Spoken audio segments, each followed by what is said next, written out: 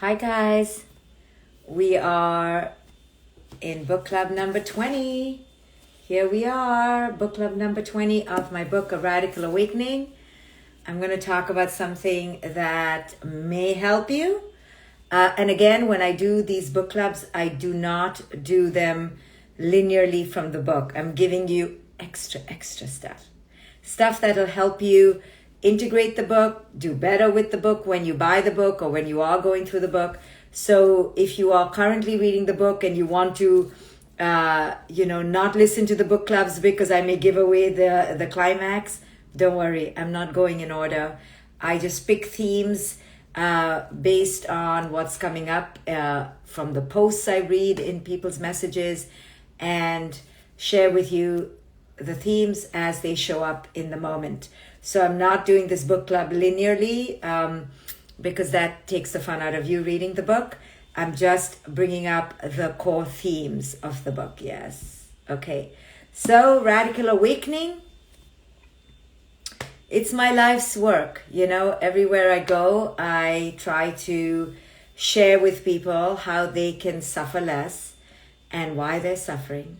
And I help myself too. I use the teachings of the book to help me go through my life and navigate my life and enter clarity and enter wholeness. And between psychology and meditation, we can pretty much live a good life. So this book really integrates psychology and meditation. It really does. It breaks down the principles of what meditation is trying to create within your mind and why you need to integrate it. So the psychological part and the mystical part or the spiritual part, there's no real word for it. I would just call it the enlightenment part. So there's a psychological component to awakening, and then there's an enlightenment component to awakening, where you have to apply the principles of meditation, of Eastern spirituality, to awaken. Now, why Eastern spirituality and not Western spirituality, right? Well, because in Eastern spirituality, there is a turning inward and a deeply meditative, reflective process that the Eastern mystics mastered. Now, it doesn't mean that the Western mystics didn't have beautiful things to offer. It's just when you talk about the Eastern philosophy, you know that it's their mastery over the inner world. Western civilization mastered the external world of doing, thinking, cogitation, conceptualization, mastery over the mind, but the Eastern mystics mastered the inner self. So now what to do? That's just how they did it back then. So I'm not preferring the East to the West, and that's why my work integrates both.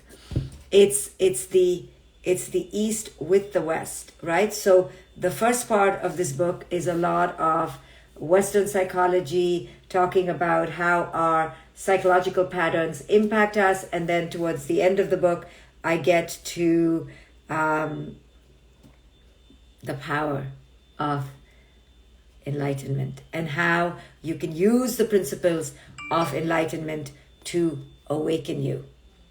And yes, healing is a moving target. I love that, mermaid goddess Olivia.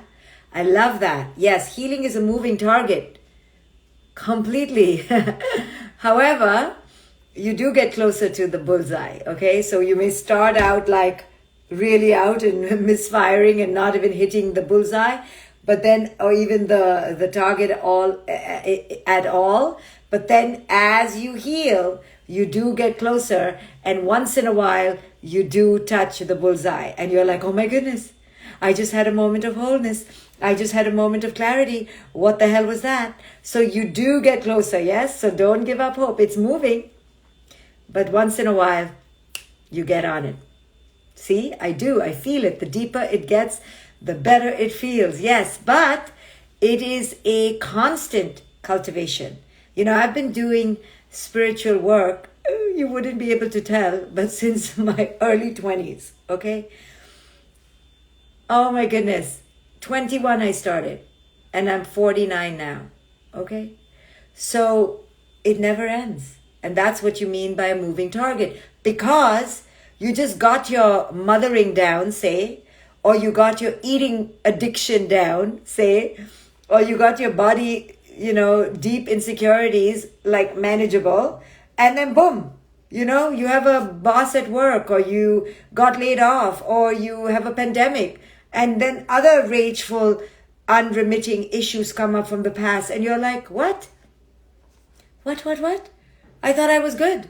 I thought I was doing amazing. So you have to be ready for the moment by moment nature. However, when you are truly in a spiritual practice, and guys, I don't know whether you know, I have like 176 free meditations being uploaded on my YouTube. They were in my Superpowered group. I did this group around my book, Superpowered.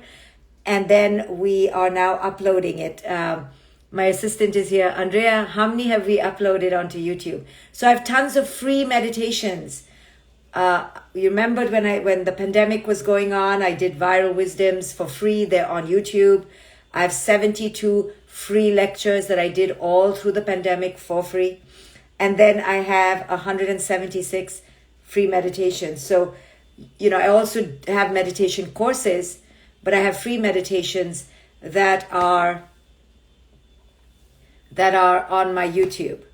So I don't know how many we have uploaded yet, but I have a lot. So when you integrate Eastern practice with Western psychology, then, or there are many, she says, look for the playlist. Many as in 100, like over 100. And then I have my viral wisdom. So there's a lot of stuff on my YouTube channel for free that you can learn and begin into this practice. You can begin getting into this practice, okay? So it is an eternal journey. It is a constant cultivation. But as you do it, you understand that life is moment by moment. You understand that life is lived right here, right now. So this doesn't mean that you're not aware of what the heck is going on. Many people mistake living in the moment for not planning. Living in the moment for not waking up, for being in denial. No. Living in the moment is not being in denial. Living in the moment is not binging on alcohol and drugs and having indiscriminate sex because you're in the moment. No. Living in the moment is not going, oh my God, I can't think of the future, so I just won't think of the future. That's just avoiding anxiety. Living in the moment is being fully present. It looks like it's going to rain. Okay, I'm going to take my raincoat and umbrella in this moment, even though it's not raining right now. But I see right now the clouds are coming. Do you understand? So there is an art to living in the moment where there are elements of the future that need to be taken care of and woken up to now. But because those elements in the future could cause us anxiety, we call denial of those elements living in the moment because they're causing too much anxiety. No, living in the moment is an integration of the past and an understanding of where this could lead without attachment to the future. So say we plan to get married in 15 days and we make all the arrangements and then the groom doesn't show up or the bride doesn't show up. Okay, we deal with that moment then. But it doesn't mean we don't make all the arrangements because it looks like we're going to have a wedding. People are coming, flights are being booked, the bride and groom, if you talk about a traditional marriage, seem to be all in love. The priest or whatever, the rabbi has been called. Okay, we got to make the plan. However, we don't stick to the plan if the plan busts. So when the plan busts, you're like, oh, I'm in a new plan now. All right. Similarly, if something quote unquote negative is happening, your dad is going to die, your brother's going to pass away, you're going to die. Okay, this could cause a lot of anxiety for you, but you got to make the plan. You got to have a will. You got to put everything in place. But you can't say, oh, this is causing me anxiety. I want to live in the moment and then do nothing for the future. There's an art. You don't want to live in the future. You want to live in the now. But if you see the storm clouds coming, you got to act now without attachment for the future. Yeah, so many people, because it's anxiety provoking to think of the future, they just go, I'm living in the now. Okay, the storm is coming. What are you living in the now, doing nothing about it? No, I'm living in the now. No, that's not living in the now. That is being so consumed by anxiety, you can't even make a freaking plan. You can't ask the right questions. Do I need 2 umbrellas? Do I need 16 umbrellas? What do I need? But it's too anxiety provoking for you to ask the clouds, because you think if you ask the clouds, then it'll rain. No, it's going to rain anyway. So taking charge of your life, asking tough questions, confronting the truth, is living in the moment. So many traditional wives, yes, come to me and they'll tell me things like, this happened, okay? I received a text from my husband, but I think it was meant for another woman. Okay? But I don't want to ask, because what if it is meant for the other woman? Okay, go ahead. Then I will have to confront that if there's another woman. And that causes a lot of anxiety.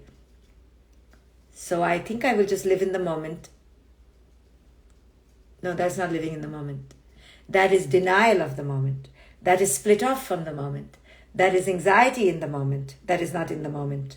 Right? So, confronting the truth,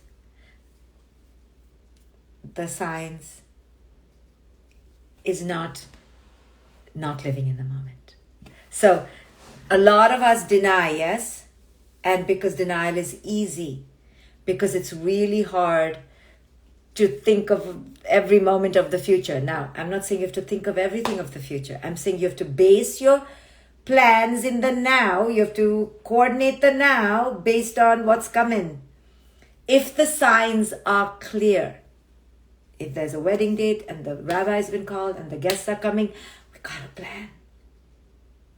If the partner is not around, sending you texts that you think are for somebody else, you find receipts for champagne and perfume and earrings that you didn't get, we got to take action. We got to see the signs, right? So many of us are not here right now. And then I've heard the other side, which I've heard other people say sometimes, I'm living in the moment. I don't care. Okay, when is the last time you checked in on your kids?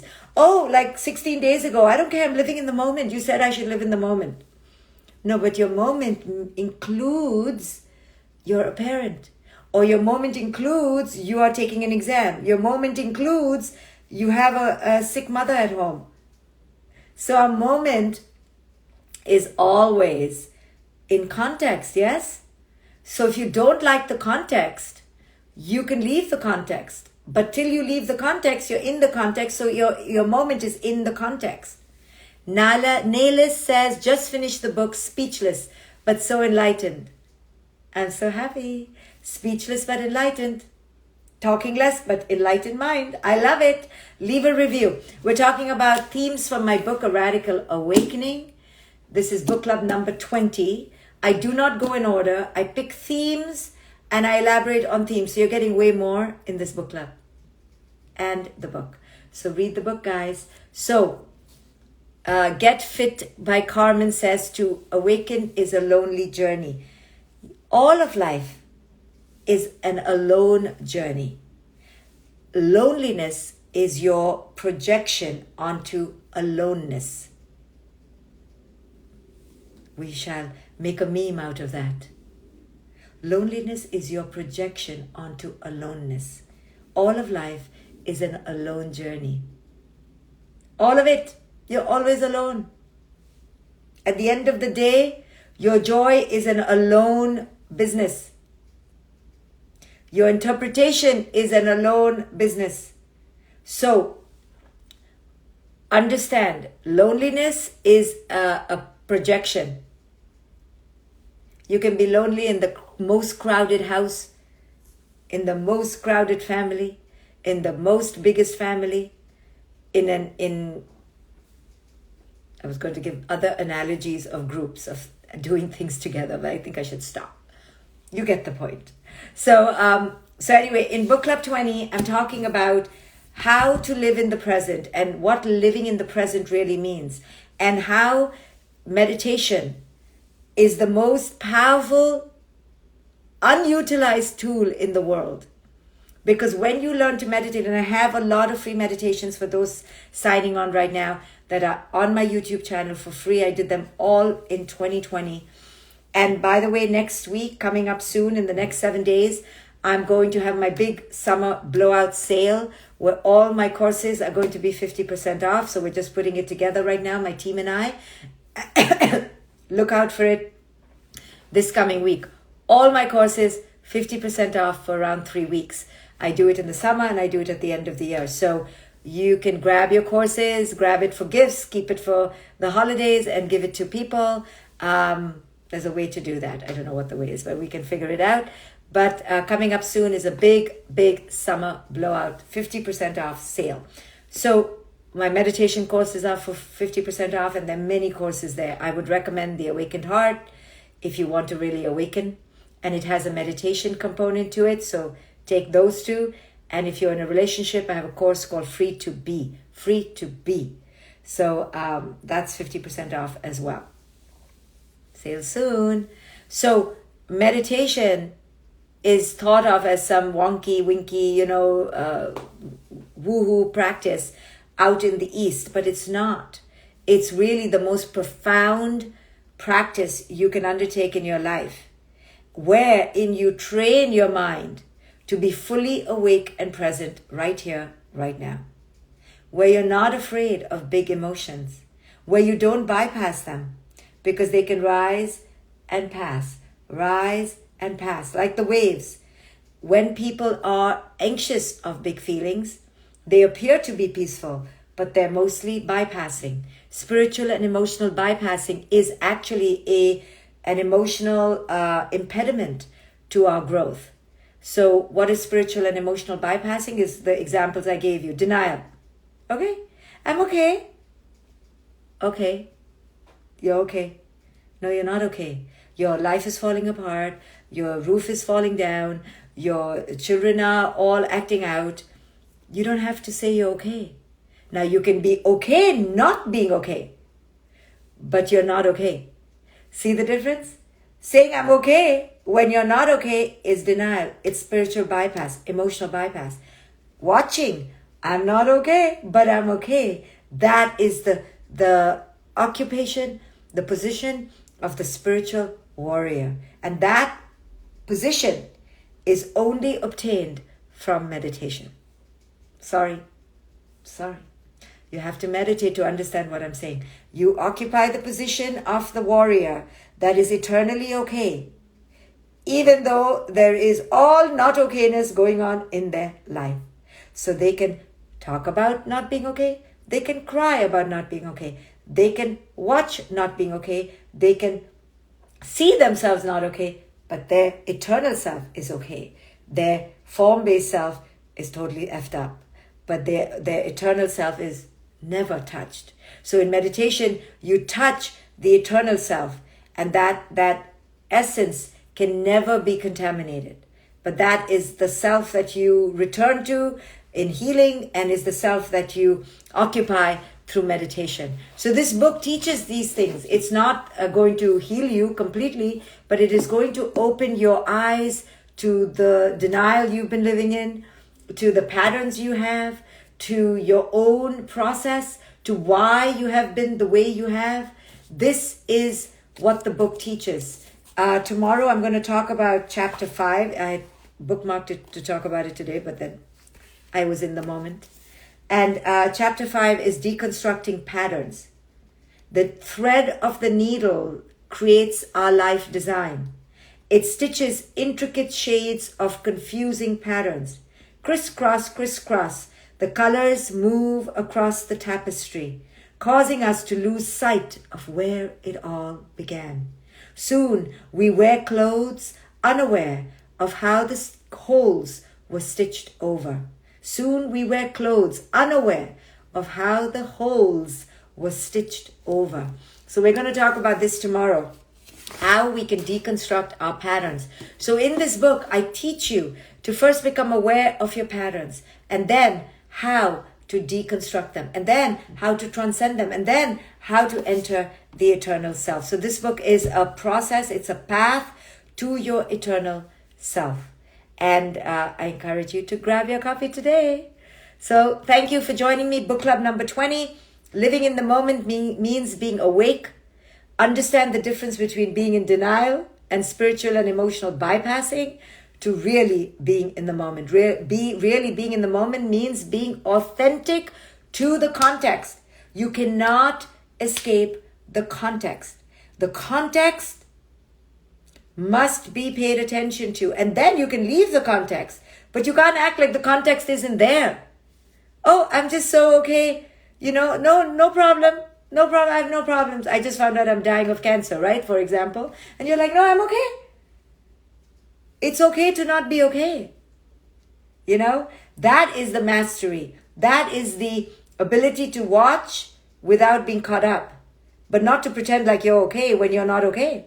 That is emotional and spiritual bypass. So, thank you for joining me for book club number 20. Grab your copy. If you have read the book and you love it, leave a review on Amazon.